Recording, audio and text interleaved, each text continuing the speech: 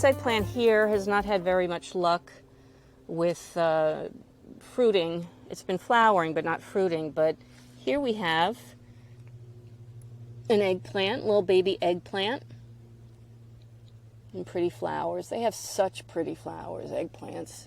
And there's another one in here.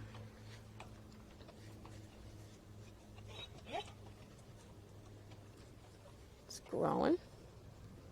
And here we have the coriander seeds. I've used this in a pickling recipe. Green. I just harvest them green. And then we've got the cucumbers. And as you can see, what I've done is I've been really taking off the bottom leaves to get some airflow because they started getting this, it's like a fungus. I don't really know what it is, but I'm sure it was caused because I planted them so closely together. I mean, this is not the recommended spacing. But, you know, trimming them off improves the airflow. I think it also probably improves some pollinating because the bees can find the flowers a little bit easier. And here we got a little funky looking one going on. So I have been able to make 2 small jars of pickles so far. And I also, last week, if you saw on my how to harvest seed video, I harvested some cucumber seeds and I planted them this week. So let's see what happens. They haven't started sprouting yet. But I like this spot for them because they can climb up this cattle panel. Oh, look, look, look. Pollinate, pollinate for me, please. Thank you. Thank you. Go to the next flower. Where'd you go? Where'd you go? All right. The mint, getting a little scrawny, I think, because of the heat. But I also have been picking it very regularly. Every day I've been harvesting some for my my lemon water. Just love it. All right, we're going to come over to the main bed on this side. So I have so much growing in this bed. From this angle you can see I've got nasturtium, marigold, borage, carrots, basil. There's that little artichoke plant I had transplanted. It's not getting much sun, so I wasn't really expecting it to do much. I just thought to give it a chance. I even have 3 broccoli plants in here. They never headed up, but I'm wondering if I'm going to get some side shoots. This is also the bed with the big super duper leeks that I'm waiting to dry out, those flower heads to dry out so I can harvest some seeds. I've got all my slicing tomatoes on in this bed. Lady, coming around to the patio, here's the hibiscus. It's doing super well. I just can't wait for it to start blooming already. Zinnias, this looks pretty. I kind of planted them densely in this container, and it means that it needs to be watered every day. Little miniature roses.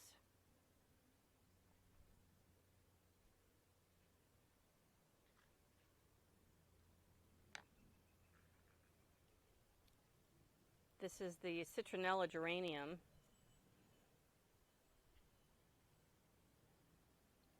Just a fig named Sue over there. She's a little flopsy. I need to water her. She's on the water rotation today.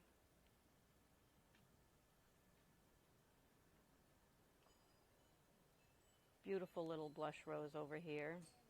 Beautiful little bee saying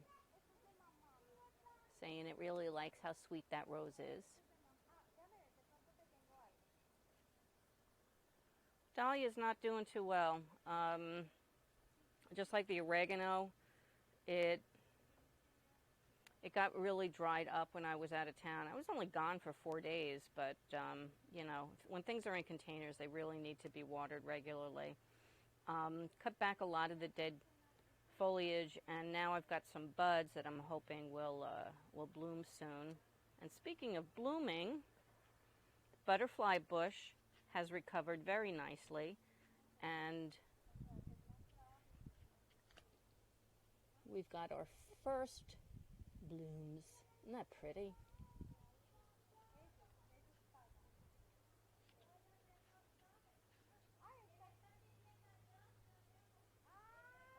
The artichoke. It's getting big now. I hope there's enough time in the season for it to grow an artichoke. And I put in here, I came across a bag of gladiola bulbs that I had completely forgotten to plant, so I put them in this pot.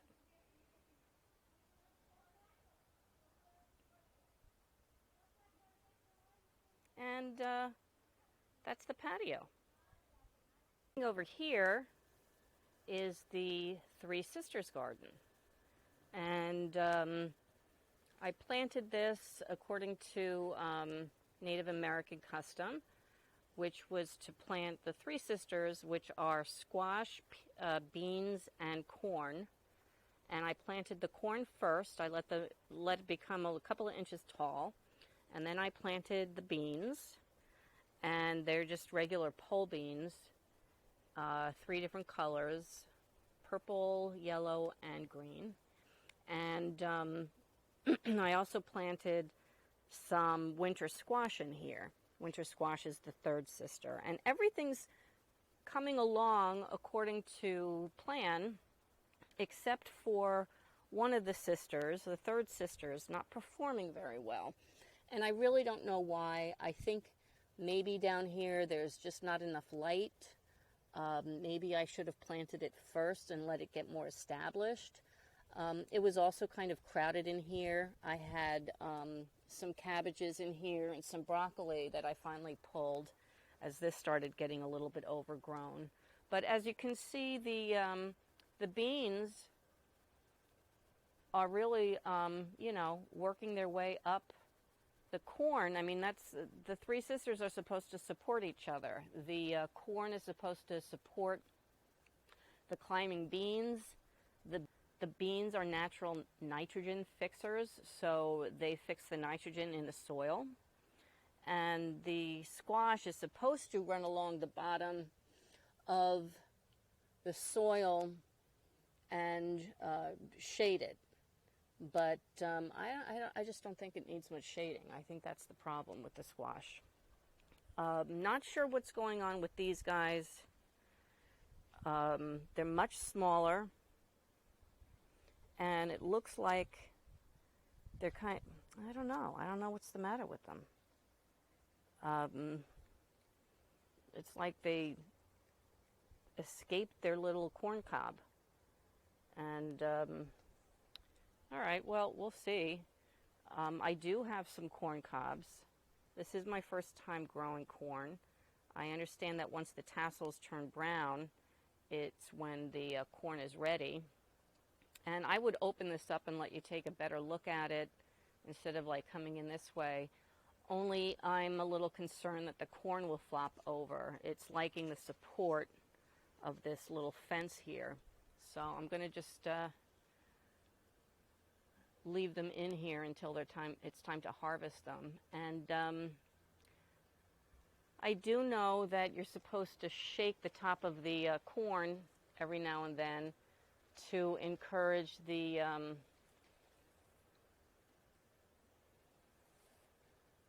pollen to get into the silk of the plants.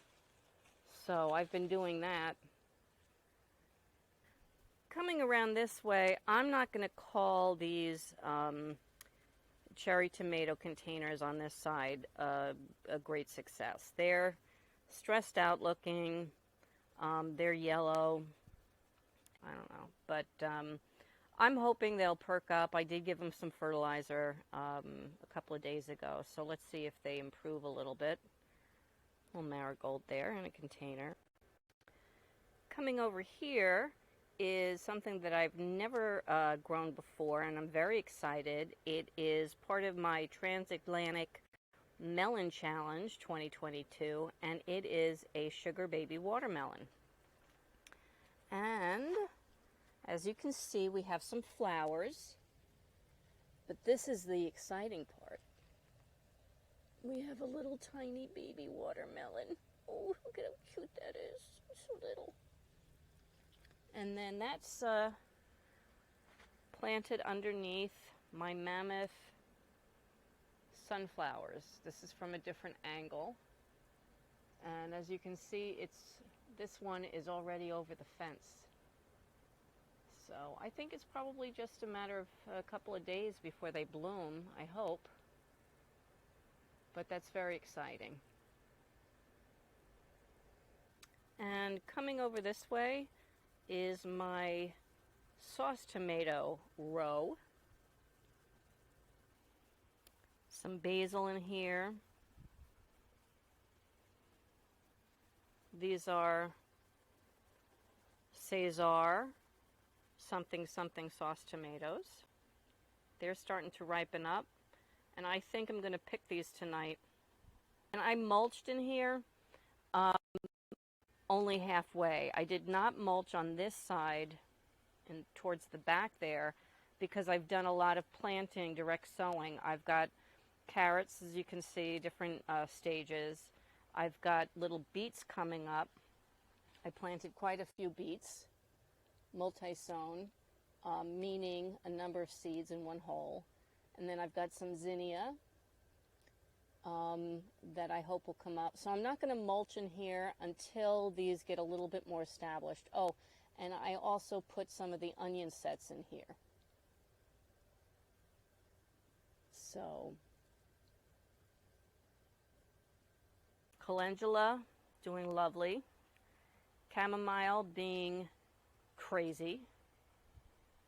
Marigolds in here.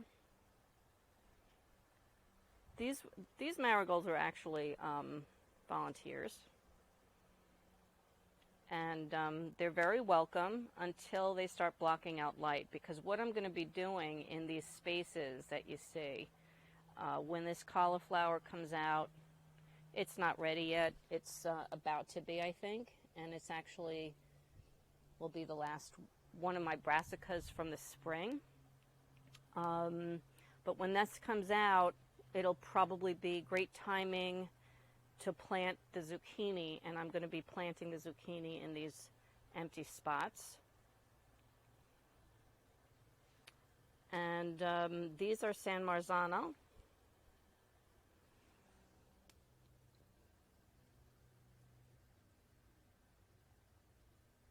I do that. Got some sunflowers here too, keeping the tomatoes company. They're not as far along as the ones on the south-facing wall, but they're doing well. So I thought I'd show you the potatoes. At this phase of potatoes, they're still quite green, but as you can see, they're starting to turn a little brownish and yellowish. If I wanted really small potatoes, I could probably start harvesting them, but I don't. I want larger ones. So I'm going to wait for these to really die back before I reach into the container and see, you know, where the potatoes are at before I harvest them. Speaking of potatoes, I planted these about 2 weeks ago, and they're starting to come out nicely, and it's going to be time this week for me to mound up some more soil on top of them, soil and compost, bury these so that they continue to grow under the soil, send out tubers, and create more potatoes. So here we have the pepper bed. We've got, well, actually a lot of other stuff besides peppers. And, you know, a fancy name for planting a lot of different types of plants together is called permaculture or interplanting. But basically, what you're doing is you're planting such a variety that I personally feel it helps confuse bugs, and they seem to not really attack the type of plant that they would normally attack because there's so many different smells, it confuses them. So anyway, in here I have different types of peppers. I've got sweet peppers, I have bell peppers, I have cherry peppers, I have banana peppers, I have jalapenos. In the middle here, I have 3 different types of beans. These are not pole beans. These are what are called bush beans, meaning they grow much lower to the ground and not up a pole. And they're also drying beans. So garbanzo is here, kidney beans, as you can see, they're starting to form pods. And also I have in here basil growing in here and flowers. I've got a zinnia, marigolds, nasturtium.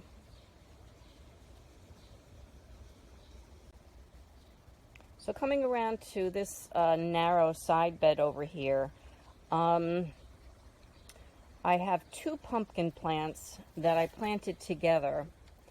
And if you can see this mess inside, I think that it was attacked by a squash vine borer.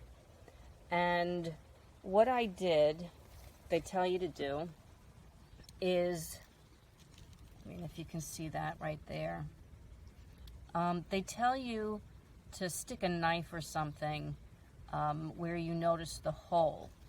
So I did that